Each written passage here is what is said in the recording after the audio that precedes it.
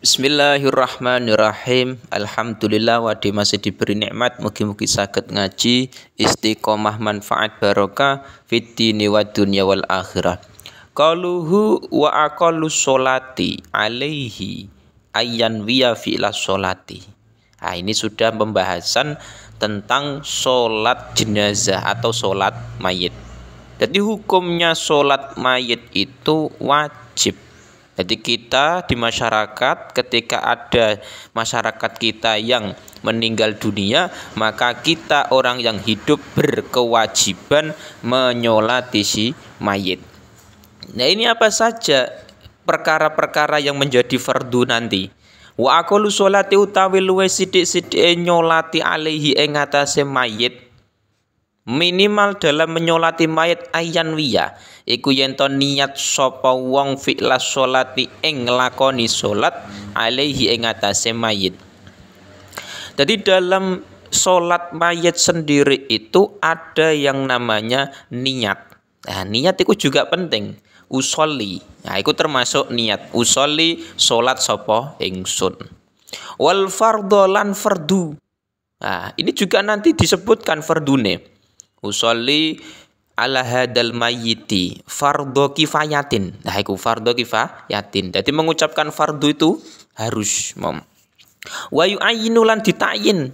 Lan nakyin sapa wong nentukake sapa nakyin sapa wong. Jadi tidak hanya kita sholat mayit itu mengatakan bahwa itu fardu kifayatin, tapi juga mentakyin sholat ini goib atau hadir. Jadi sholat mayit itu ada dua model. Ada yang hadir mayit di depan kita, terus kita sholati. Tapi ada yang goib, mayitnya tidak di daerah kita. Misalkan mayitnya posisi di Jepara. Nah, sudah dikubur. Terus saya sholatnya di Pati. Jadi rumah saya misalkan di Pati, sholat mayit goib. Nah, itu mayitnya di Jepara, enggak masalah. Jadi sholat mayit itu tidak harus mayitnya di depan kita hadir, tapi ada yang goib. Nah, itu harus ditakyin juga, mau. Jadi ketika memang sholatnya mayit itu goib, ya disebutkan. Nah, saya menyolati mayit ini niatnya goib. Nah, itu sebutkan namanya siapa, Imam. Jadi niat enggak harus Arab. Jawa ya silakan, bahasa Indonesia ya silakan. Yang penting tadi contoh niate usolli ala hadal mayyiti fardhu kifayatin arba'a rakaatin tidak disebutkan, tidak enggak masalah mau. Tapi niat itu di dalam hati disebutkan ya monggo, tidak ya monggo. Yang penting hati kita ada niatan salat mayit ini fardu kifayah mau. Terus wayakululan ngucap sapa wong Allahu Akbar ing lafaz Allahu Akbar. Ketika seseorang ku salat sudah niat terus dia masuk salat, maka mengucapkan Allahu Akbar. Jadi takbiratul ihram bahasane, takbiratul ihram dengan niat. Nah, itu Allahu Akbar, atine niat menyolati mayit ini. Wa huwa hale utawi wong iku qaimun iku wong kang ngadeg in qadara lamun kuwasa sapa wong. Tapi catatane ketika dia mengucapkan Allahu Akbar dan niatnya salat tadi itu dalam kondisi memang berdiri in qadara, ketika memang dia mampu. Jadi nek dene salate mampu berdiri dengan berdiri. Itu pun juga berlaku pada salat selain salat mayit. Sholat duhur, asar, maghrib itu memang ketika dia mampu maka sholatnya dengan berdiri. Sumaya qra'u mongko kari-kari maca sapa wong al-Fatihah ing Fatihah. Nah, ketika sudah takbir pertama, niat takbir pertama, terus dia membaca Fatihah. Membaca Fatihah sampai selesai. Nah, ketika sudah maka lanjut ke takbir yang kedua. Sumaya kulu mongko keri-keri ngucap sapa wong ngucape Allahu Akbar ing lafaz Allahu Akbar. Takbir kedua. Lah takbir kedua ini yang dibaca apa? Sumaya kulu mongko keri-keri ngucap sapa wong Allahumma sholli ala Muhammad. Jadi yang takbir pertama terus membaca Fatihah, takbir kedua terus membaca sholawat. Allahumma sholli ala Muhammad. Ditambahi enggak masalah. Allahumma sholli ala Sayyidina Muhammad, monggo. pengen ditambahi malih wa ala ali sayyidina Muhammad kama shallaita ala sayyidina Ibrahim sampai innaka Hamidum Majid, enggak masalah.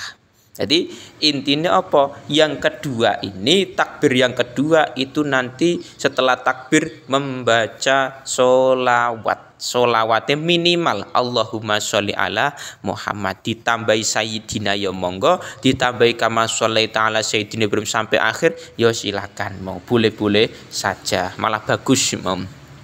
Sumaya kulu monggo garing-garing ngucap sapa wong ngucape Allahu Akbar ing lafaz Allahu Akbar. Jadi ke takbir ketiga itu nantinya tetap ada bacaane Allahu Akbar. Lah bacaannya apa? Ngucape piye? Allahumma gfirli, Allahumma gfir lahu warhamhu. Nah, ini takbir yang ketiga. Allahumma gfir lahu warhamhu.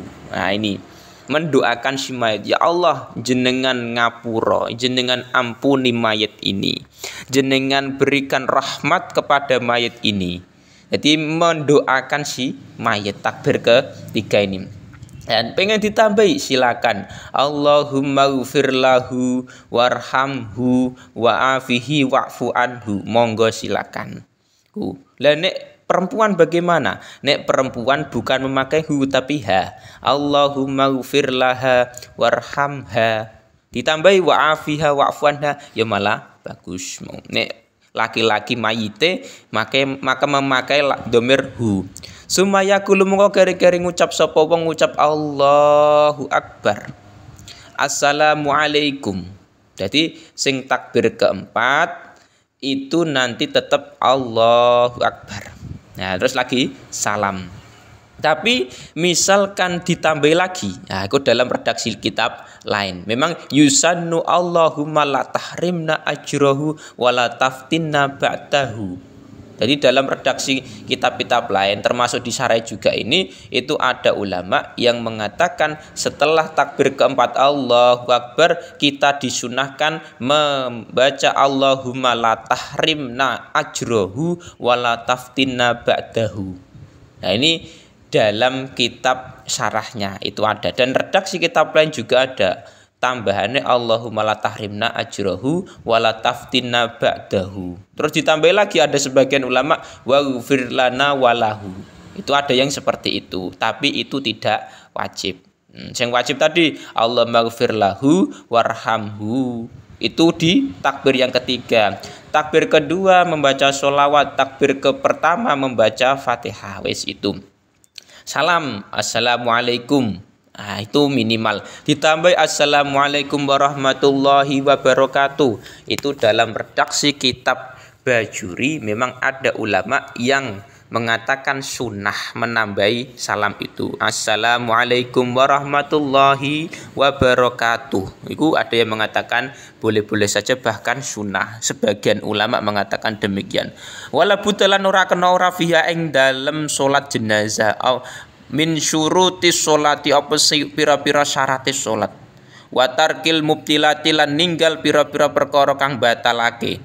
Jadi memang wajib nanti dalam sholat jenazah atau sholat mayit ini perkara-perkara yang menjadi syarat-syaratnya sholat. Jadi nek sholat fardu sholat biasa kan syaratnya sholat harus suci dari hadas, suci dari najis, nutup aurat dan lain-lain. Itu juga berlaku pada sholat jenazah. Artinya ketika kita sholat jenazah sama dengan syarat-syaratnya sholat biasa.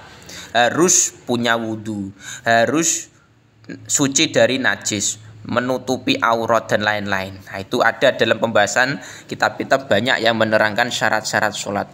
Terus meninggalkan perkara-perkara yang membatalkan sholat. Jadi perkara-perkara yang membatalkan sholat, misalkan ngomong yang tidak ada kemaslahatan dengan sholat, berbicara dengan temannya misalkan. Nah, itu membatalkan. Nah, misalkan dia nyanyi misalkan yang tidak ada hubungannya dengan sholat. Nah, itu memang bisa membatalkan sholat, itu harus dihindari.